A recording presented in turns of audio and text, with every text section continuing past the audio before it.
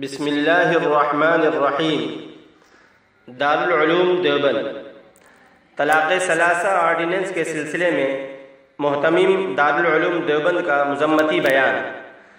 Deoband 19/9/2018۔